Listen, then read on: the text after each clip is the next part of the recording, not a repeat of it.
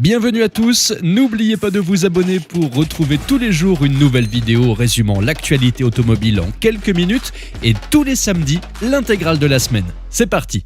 Sur le site de notre partenaire Caroom, nous apprenons qu'en 2024, le malus au poids va s'appliquer aux voitures hybrides. Comme prévu, le projet de la loi de finances 2024 a bel et bien renforcé la taxe en abaissant le seuil de la masse à 1600 kg contre 1800 actuellement. Et comme si cela ne suffisait pas, le calcul du malus sera progressif.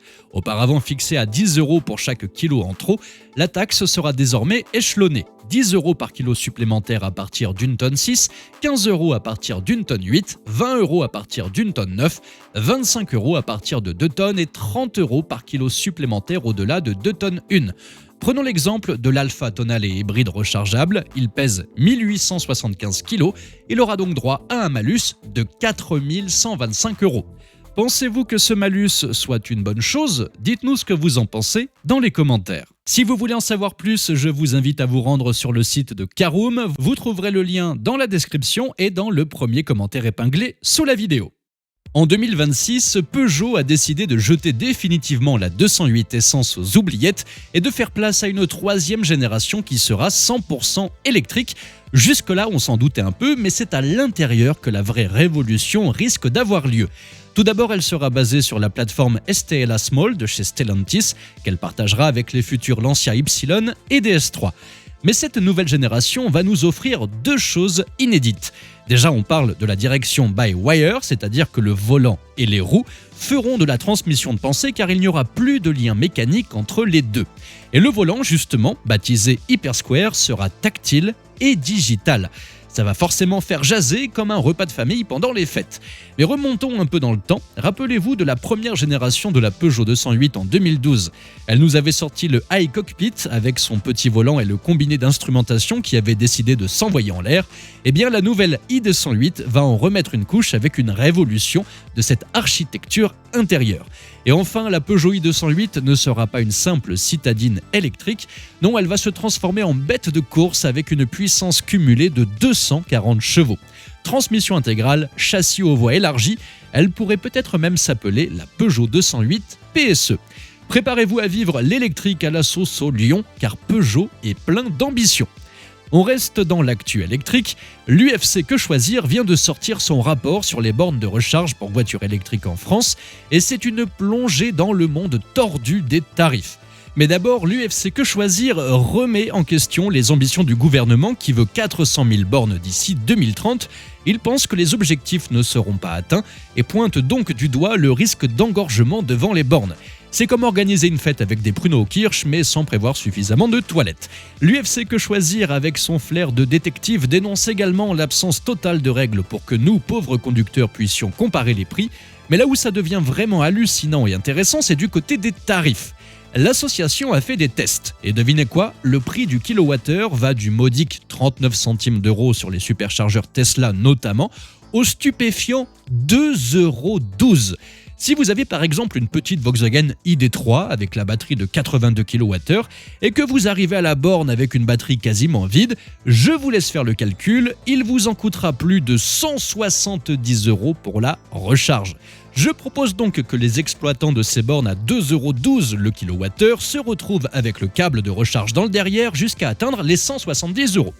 Face à ce chaos électrique, l'UFC Que Choisir sort l'artillerie lourde. Elle veut un cadre obligatoire pour les bornes, elle exige un affichage des tarifs clair et accessible et bien sûr, elle veut qu'on puisse payer avec une carte bancaire. Nous avons maintenant la liste des 7 finalistes au titre de voiture de l'année, une compétition qui dure depuis 1964.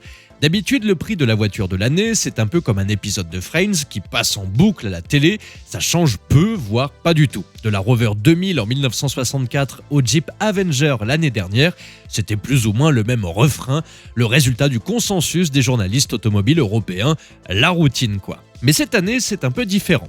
La liste des prétendantes comporte une petite surprise. On a une chinoise dans la course, la BYD Seal, une berline électrique qui ose se frotter aux ténors européens. Bien sûr, on n'oublie pas nos chères marques françaises, les derniers Scénic et 3008 font également partie des finalistes. On y trouve aussi le Toyota CHR en pleine phase de relooking qui tente de se faire remarquer. Et puis il y a le Volvo EX30 avec son design aussi épuré qu'un meuble suédois et des prix agressifs. Enfin, on a la BMW série 5 et i5 et la Kia EV9, une voiture tellement énorme qu'elle pourrait faire de l'ombre à Godzilla. Alors laquelle va repartir avec la couronne de voiture de l'année ? Suspense, les votes seront dévoilés en début d'année prochaine à l'occasion des 100 ans du Salon de Genève qui, surprise là aussi, se déroulera à Genève. Dites-moi dans les commentaires quelle voiture selon vous sera élue voiture de l'année. Parlons maintenant d'une voiture qui devrait faire l'unanimité dans les commentaires car ce n'est pas un SUV, ni une voiture électrique, ni même les deux. Voici une Lancia Stratos. Enfin, pas tout à fait. Il s'agit d'une réplique. Bon, en général, les répliques, soyons honnêtes, font hurler les puristes. Moins de puissance, finition à la truelle, comportement routier très aléatoire. Mais aujourd'hui, cette réplique pourrait bien changer la donne. Dès le premier coup d'œil, on sent que ce n'est pas du bricolage du dimanche. Les finitions semblent tellement parfaites qu'on dirait que Michel-Ange lui-même s'est penché sur la carrosserie. Et le clou du spectacle, sous le capot arrière, un V6 3 litres Busso signé Alfa Romeo. Une symphonie mécanique qui fait vibrer l'âme. Cette pépite est l'œuvre de Listerbell, un garage qui ne rigole pas avec la qualité de ses reproductions. Elle est aux enchères actuellement aux alentours des 50 000 €. Alors si vous voulez mettre la main sur cette beauté, rendez-vous sur le site de Cars & Bids, il vous reste 2 jours. Et avant d'écouter cette œuvre d'art rugir, dites-moi dans les commentaires pour quelle voiture vous voteriez pour le prix de voiture de l'année. Et non, malheureusement, on ne peut pas voter pour la Stratos.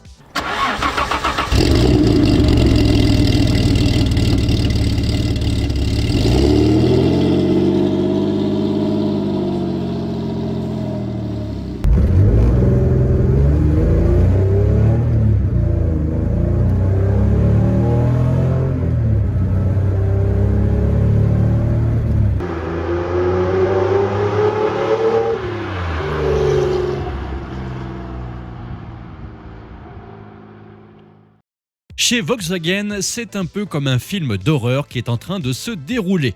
On se demande presque si le PDG ne s'est pas réveillé un jour en pensant qu'il avait croisé un chat noir sous une échelle avec un parapluie ouvert. Ça commence à ressembler à une suite de péripéties dignes d'une tragédie grecque. Les carnets de commandes chez Volkswagen ressemblent à une boîte de nuit un lundi soir, c'est-à-dire vide et déprimant. Les usines tournent au ralenti, plusieurs reports à répétition de nouveaux modèles ont eu lieu, les nouveaux moteurs ont des difficultés de production, on a même eu récemment des rappels sur des ID3 à cause d'airbags capricieux, des productions stoppées à cause de demandes trop timides. On dirait plutôt un scénario d'une comédie française finalement. Tout se passe mal comme on l'attendait. C'est la débandade et forcément la trésorerie de Volkswagen commence à manquer. Le CEO de Volkswagen, Thomas Schiffer, est clair. Il a déclaré tout simplement « Nous ne sommes plus compétitifs ». C'est un peu comme si le Titanic annonçait fièrement qu'il commençait à prendre l'eau. Volkswagen prépare donc un plan d'économie de 10 milliards d'euros. Des suppressions de postes sont au programme et le responsable des ressources humaines, Gunnar Kilian, assure que ça se fera en douceur, avec des départs à la retraite anticipés pendant les 6 prochaines années. Ensuite, des licenciements purs et simples pourraient voir le jour si la situation ne s'améliore pas. Il faudra aussi s'attendre à une rationalisation de la gamme, car soyons réalistes, Volkswagen ne peut pas rester dans cette posture. Mais tout n'est pas perdu, l'ID2 à 25 000 € est toujours prévu pour 2025, et qui sait, peut-être qu'on verra un jour débarquer enfin l'ID1 à moins de 20 000 €. Enfin, peut-être que Volkswagen devrait tout simplement proposer des voitures intéressantes. Même si cela ne fait pas l'unanimité, le néo-rétro, entre guillemets abordable, fonctionne. La 500 a largement contribué à remplir les caisses de Fiat, la Mini a toujours ses fans, sans même parler de la future gamme Renault, avec la R5 ou encore la Twingo. Alors selon vous, quel modèle Volkswagen pourrait relancer dans cette même veine ? La Golf 1 ? Dites-moi ce que vous en pensez dans les commentaires. Et parlons maintenant d'un constructeur qui va plutôt bien, Hyundai. Hyundai a décidé de secouer le monde des voitures électriques avec sa Ioniq 5N. C'est le monstre électrique de Hyundai. Avec sa fonction N-Green Boost, elle propose une puissance démente de 650 chevaux et un couple de 770 Nm. 100 km/h en 3 secondes 4, 260 km/h en vitesse de pointe, ça dépasse les chiffres d'une Tesla Model Y Performance, comme si Hyundai avait décidé de montrer à Tesla que la concurrence était enfin là. Mais cette folie de puissance a un prix, 78 000 € en France, soit une des Hyundai les plus chères jamais produites. Comparé au modèle Y, c'est 25 000 € de plus pour 10 km/h en vitesse maxi supplémentaire et 4 centièmes de moins pour atteindre les 100 km/h.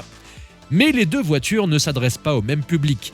Hyundai veut séduire les amateurs de sensations thermiques, ceux qui aiment l'odeur de l'essence et les boîtes mécaniques.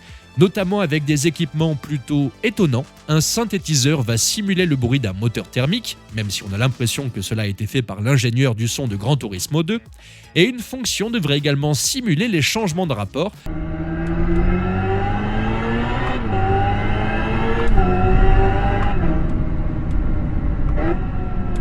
On se demande même si Hyundai n'aurait pas pu pousser le vice un peu plus loin en simulant les effets d'un carbu mal réglé ou d'un déjaugeage à cause d'un virage pris trop brutalement, d'un capteur PMH qui déconne ou d'un embrayage qui lâche en plein embouteillage. La vraie question qui reste en suspens, c'est de savoir si Hyundai va vraiment tenir ses promesses en arrivant à convaincre les plus fervents défenseurs du thermique. Et honnêtement, on a quand même hâte de l'essayer. Le Dacia Duster, le roi incontesté du monde des SUV abordables, se renouvelle. Lancé en 2010, il s'est imposé sur le marché plus rapidement qu'une grand-mère dans une vente aux enchères de porcelaine. Avec plus de 2,2 millions d'unités vendues, c'est un beau succès pour Dacia. Et maintenant, voici la nouvelle version du Duster qui gagne en personnalité et en robustesse avec ses lignes plus marquées, son capot très horizontal et cette nouvelle signature lumineuse en forme de Y. Contrairement à la plupart des autres voitures, les dimensions de ce nouveau Duster restent stables, avec une longueur de 4,34 m, mais la ceinture de caisse est désormais plus haute, ce qui commence à rapprocher les fenêtres de meurtrières. À l'intérieur, c'est une révolution, la planche de bord est massive et semble assumer fièrement son côté plastoc. Le nouveau système multimédia est là pour vous divertir avec un écran de 10,1 pouces. Pour les amateurs de simplicité, l'entrée de gamme propose un dispositif basique qui fonctionne avec une application sur votre téléphone. Côté muscle sous le capot, adieu le diesel. Il ne reste au catalogue que l'EcoG 100 chevaux essence GPL. On trouvera également une version hybride de 140 chevaux et une version micro-hybridée de 130 chevaux. C'est avec cette dernière que vous pourrez profiter d'une transmission intégrale. La commercialisation devrait intervenir au mois de juin. Les tarifs n'ont pas encore été communiqués précisément.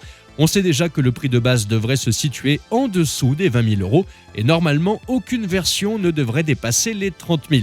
Sans aucun doute, un beau succès en perspective pour ce nouveau Duster. Parlons de la nouvelle Citroën IC3 électrique et surtout de ses prix.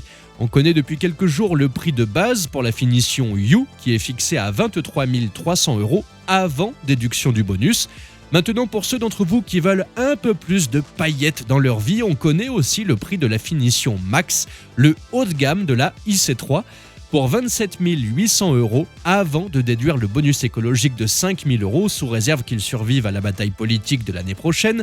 Vous obtenez un écran tactile central de 10 pouces, la climatisation automatique, un chargeur à induction, des feux arrière à LED, un éclairage automatique, des sièges Citroën Advance Comfort, des jantes de 17 pouces, des habillages intérieurs plus sympas et les vitres arrière électriques. Comparons maintenant avec la Peugeot i208 avec le même niveau d'équipement. Celle-ci est à 34 850 €, mais pour compenser, elle vous offre 156 chevaux contre 113 pour la C3 et une autonomie de 400 km contre 320 pour la Citroën. 7 000 € de plus pour 80 km d'autonomie supplémentaire. Je vous laisse faire votre opinion. Et si vous n'êtes pas prêt à vous engager dans une relation à long terme avec votre voiture, Citroën propose la IC3 de base à 99 € par mois, sans premier loyer, si vous avez le bonus maximal et une voiture éligible à la prime à la conversion. Sinon, ça sera un premier loyer de 4 500 €. Pour la IC3 Max, comptez 179 € par mois, toujours avec les mêmes avantages magiques, ou avec un premier loyer de 4 500 € là aussi. Tout ça c'est bien, l'électrique commence à devenir abordable, mais en 2014, pour quasiment le même prix, vous aviez un C4 Picasso et une C3 coûtait environ 12 000 €. Le SMIC net aujourd'hui devrait donc être à 2 300 € par mois ? Comment ça, c'est pas le cas ? Préparez-vous à faire un tour dans le futur, selon Elon Musk, le génie déjanté derrière Tesla. Hier soir, dans une orgie de technomaniaques au Texas, l'homme a dévoilé ses 10 premiers Cybertrucks, les vaisseaux spatiaux de la route.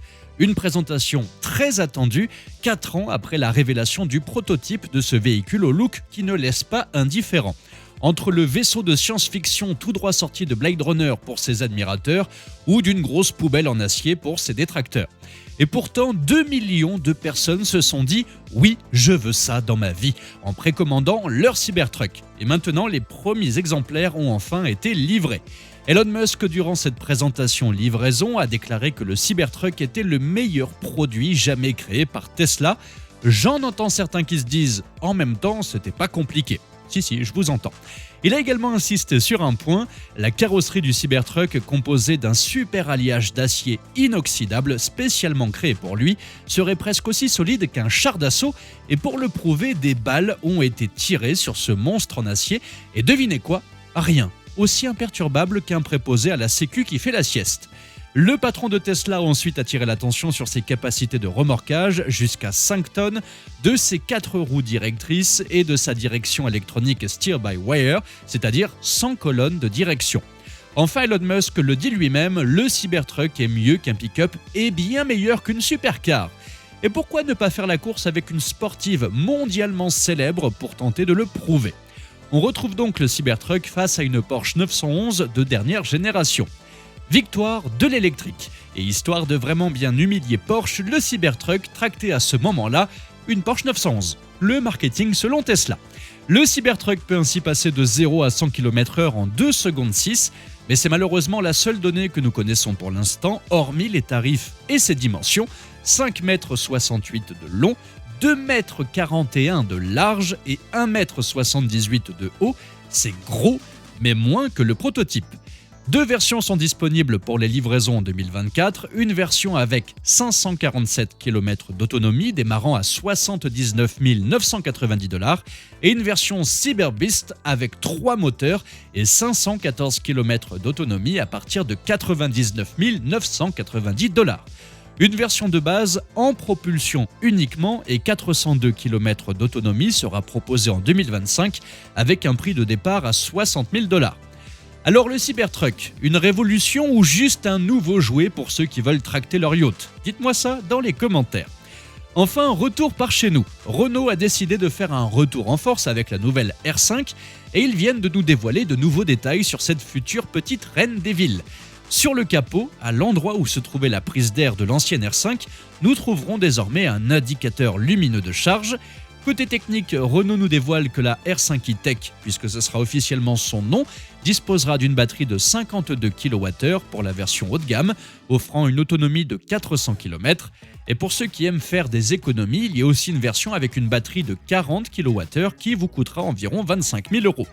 Elle offrira la fonction V2G, la charge bidirectionnelle, mesurera 3,92 m, soit 13 cm de moins qu'une Clio. La présentation officielle est prévue pour le 26 février au Salon de Genève 2024 et pour couronner le tout, Alpine prépare sa propre version de la Renault 5 e-Tech l'année prochaine, l'A290. Attendez-vous à quelque chose de plus sportif avec un moteur beaucoup plus puissant. En tout cas, si les prix arrivent à être contenus, il se pourrait bien que les 208 et IC3 aient du souci à se faire.